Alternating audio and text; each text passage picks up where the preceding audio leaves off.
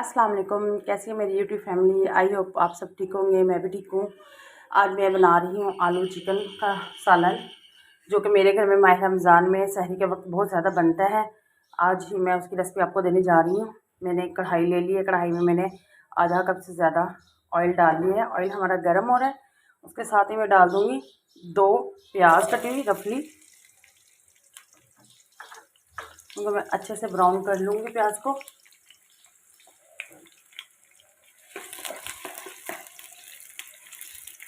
ये ऐसा सालन है जिससे आपके छोटे बड़े घर के हर फर्द को बेहद पसंद आएगा और हर कोई आपकी तारीफ़ करने पे मजबूर हो जाएगा।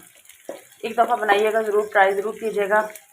कमेंट्स में आके बताइएगा भी ज़रूर कि किस किस ने ट्राई किया है। ये बहुत मज़े का खुशबूदार सालन बनता है, जैसे कि देगी सालन होता है।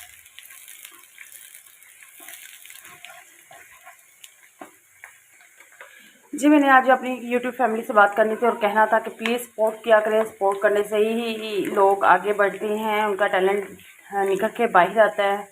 मेरे अंदर यही टैलेंट है कि मैं खाना बहुत अच्छा बनाती हूँ और जिसके लिए भी बनाती हूँ उसको बेहद पसंद आता है।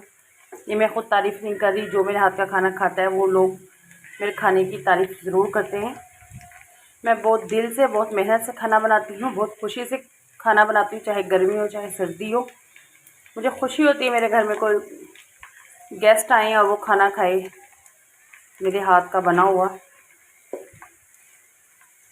प्लीज़ चैनल को लाइक करें, सब्सक्राइब करें, शेयर करें, सपोर्ट करें एक दूसरे को।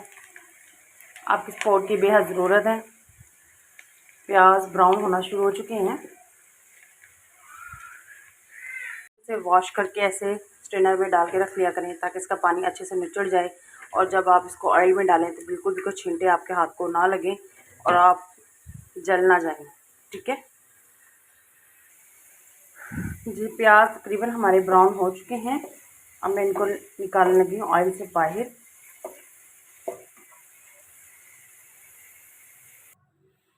ये देखें जी, हमने प्याज बाहर निकाल दिए। प्याज ये रखे हुए हैं ब्राउन हुए एक साइड पर।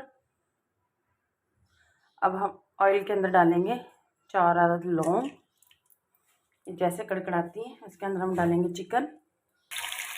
ये देखिए जी, और चिकन की मैं करने लगी हूँ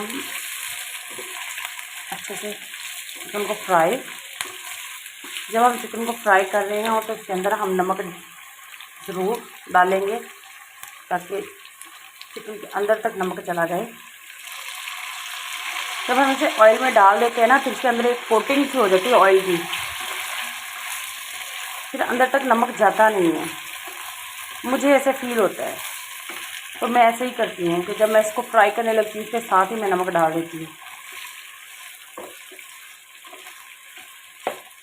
5 मिनट तक मैं इसको फ्राई करती हूँ। अल्हम्दुलिल्लाह चिकन हमारा ब्राउन हो चुका है। सबसे पहले हम इसके अंदर डालेंगे अदरक लहसुन का पेस्ट 2 चम्मच। इसके अंदर ऐसे कोई चीज़ आपको तैरती हुई नज़र नहीं आएगी इसके शोरबे के अंदर कि टमाटर कहीं जा रहे हैं या प्याज का छिलका नज़र आ रहा है जिसे बच्चे या बड़े नहीं खा रहे, पसंद नहीं कर रहे। इसके अंदर आपको सिर्फ ग्रेवी नज़र आएगी और कुछ भी नज़र नहीं आएगा। अच्छे से हम इसकी करेंगे भुनाई 2 मिनट तक।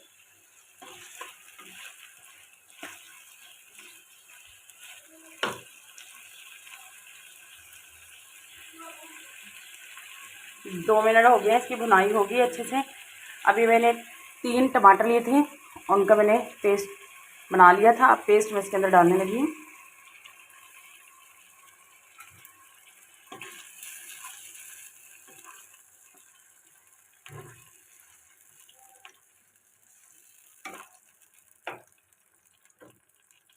अब इसके साथ ही जाएंगे स्पाइसेस,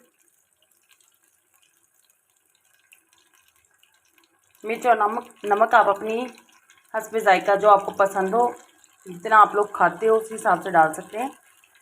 मैं मिर्चें ज़्यादा खाती हूँ या मेरे बच्चे भी खाते हैं, तो इसलिए थोड़ा सा ज़्यादा।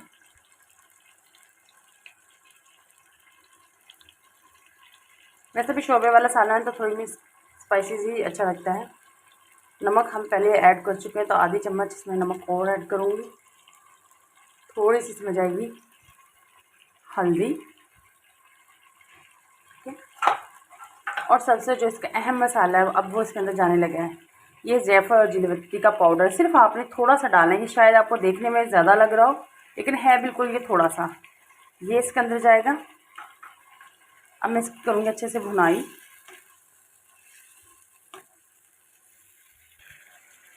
आधी से भी कम चम्मच मैं इसमें डालने लगी हूँ काली मिर्च का पाउडर,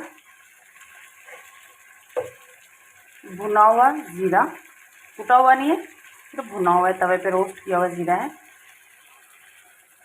जो हाथ की मदद से मसल के आपने इसके अंदर डालना है, ठीक है। और अब मैं करूँगी इसकी अच्छे से भुनाई। मैंने इसके अंदर कोई डब्बे का मसाला नहीं डाला, कोई कौरबे का पैकेट नहीं डाला, इतनी खुशबू उससे भी ज़्यादा अच्छी आ रही है। अगर आपके पास टाइम नहीं है, आप नहीं डाल ये इतने मसाले तैयार कर सकते हो, आप वो भी डाल के बना सकती हैं।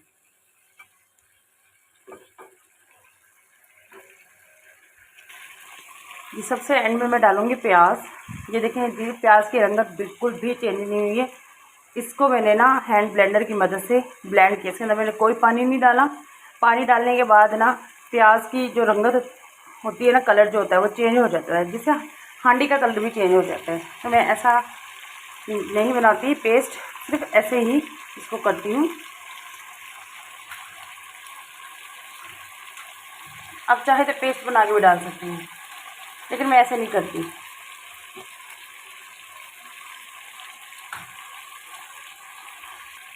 अब मैं करूँगी इसकी अच्छे से भुनाई।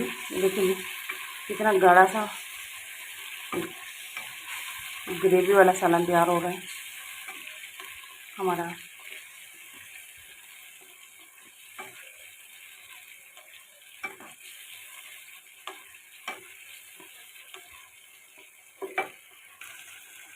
मसाले की अच्छे से भुनाई हो रही है। इस टाइम पे मैं डालूँगी इसके अंदर मोटे कटे हुए आलू।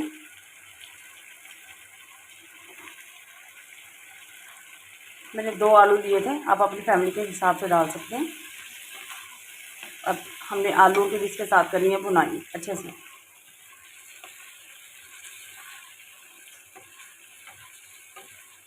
हमें मसाले की इतनी भुनाई करनी है कि इसके अंदर से जो कच्चापन है वो बिल्कुल ख़त्म हो जाए।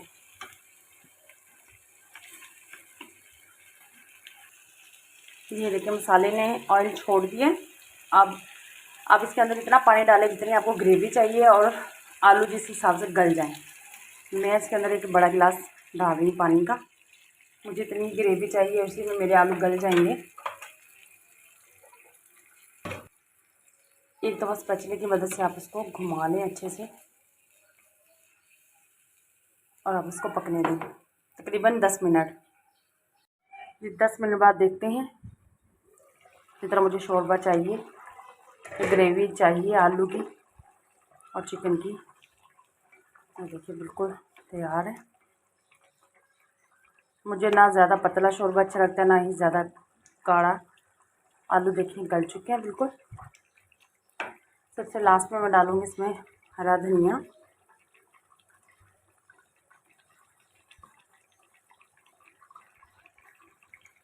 ये ना आधी चम्मच है गरम मसाले की, देखिए ये इसके अंदर चाहिए। और अल्हम्दुलिल्लाह आलू चिकन हमारा तैयार हो चुका है। मैं चूल्हे के कर दूँगी बिल्कुल बंद। मिलती हूँ किसी नई रेसिपी के साथ। दुआओं में याद रखिएगा। अल्लाह हाफिज़।